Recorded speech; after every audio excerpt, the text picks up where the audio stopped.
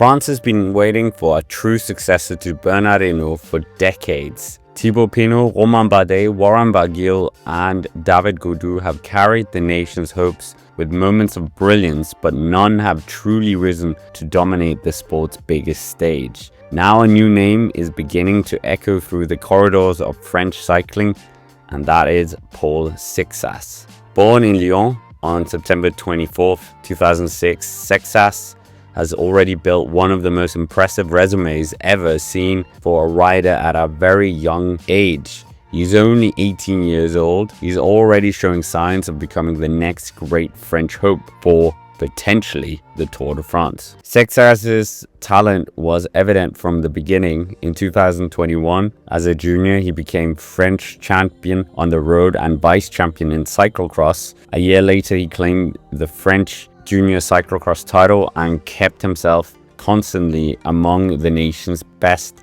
in road racing. By the time he moved into the junior ranks, Seixas was winning everywhere across mud, cobbles, climbs, and time trials. And in 2023, racing with AG2R Citroën Under-19 team, he shone internationally as well, taking podiums in races such as the Eroica Juniors and the Bougie Valrome Tour. What really shifted the narrative for the young Frenchman was the season of 2024. Here, Seixas exploded onto the world stage. After winning the French Junior Cyclocross Championships in January, he turned his attention to the road, where he managed to ride incredibly to win Liège-Bastogne-Liège, the junior edition, and he also won the French national time trial, coupled with a string of strong performances at the Coupe des Nations races and even the Tour du Pandevot and the Classique des Alpes Juniors edition. Even against the untouchable phenomenon of Albert Philipsen, Seixas repeatedly battled for victories, showing resilience and ambition. The highlight, however, for the season came in September after dominating the Giro del Lunigiana with stage wins and multiple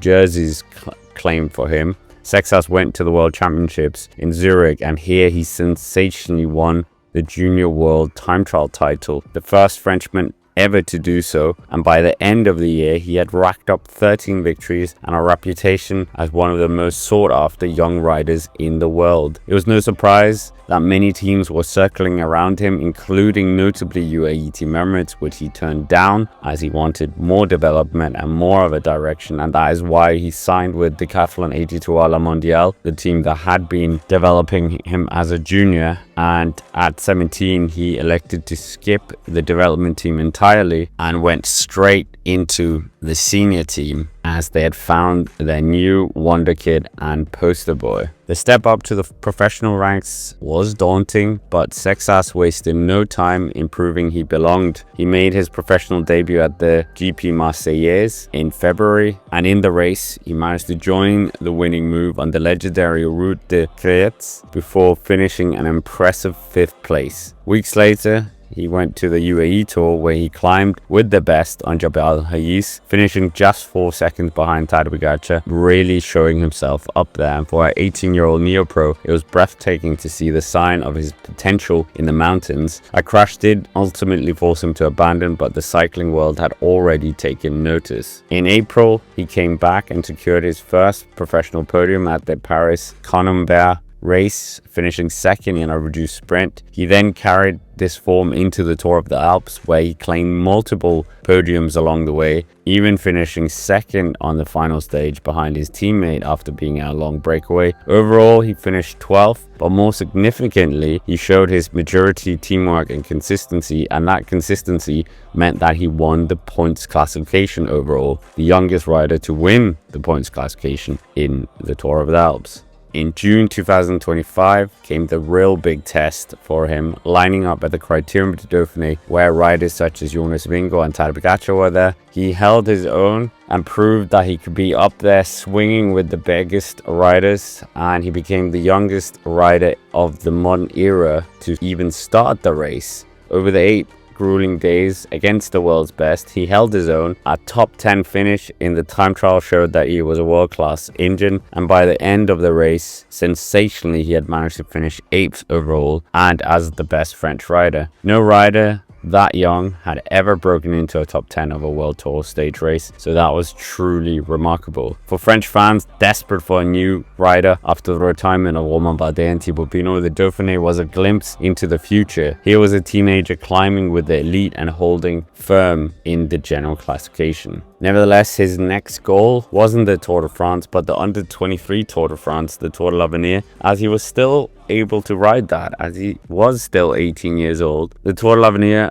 was stacked with talent, but he did have a strong team from the French national teams around him. And on the prologue up to Tignes, Seixas made himself known, getting the best time, just edging out rival prodigy from Italy, Lorenzo Fin. However, he did lose it on the next day, the leader's jersey, and he was not in the pointy end for the next few stages, and his teammate Maxime de Colbert took over the leader's jersey as he was in the right move on stage 2. But Seixas had his eyes on stage 5, which was a brutal stage, and here he was climbing with the elite in the pointy end, and his teammate ended up losing time, and it was Jarno Wieder who got the better of Seixas in the finale, taking the stage win. However, Seixas was second and moved up in the GC to second, only 51 seconds down on his teammate. The final stage of the race was split into 2 mini stages, first a road stage, then a brutal time trial uphill. On the road stage, he was up towards the front again, with Jarno Vida getting the better of him towards the finish, but crucially Seixas taking time on his teammate,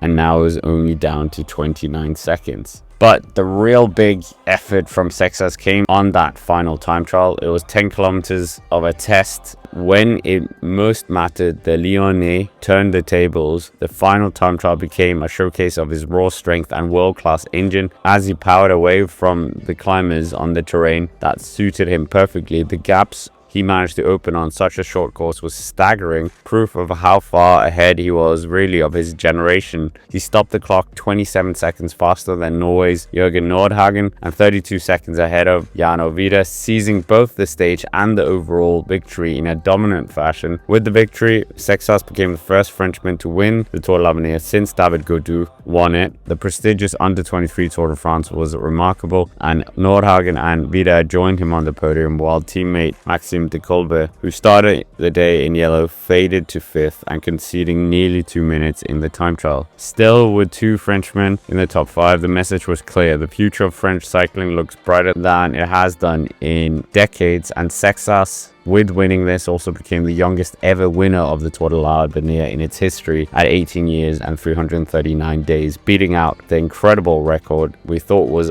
unbeatable by Kian Uijtdebroeks. For Seixas, though the symbolism ran deeper, the Tour de l'Avenir has long been the proving ground of Tour de France champions from Tadej Pogačar to Egan Bernal and even Greg LeMond, but now Seixas' name is etched alongside theirs, and if there was just a glimpse of what's to come, France may finally have found the rider capable of ending its 40-year wait for the yellow jersey victory in Paris. Paul Seixas is still only 18 years old, but he is already rewriting records.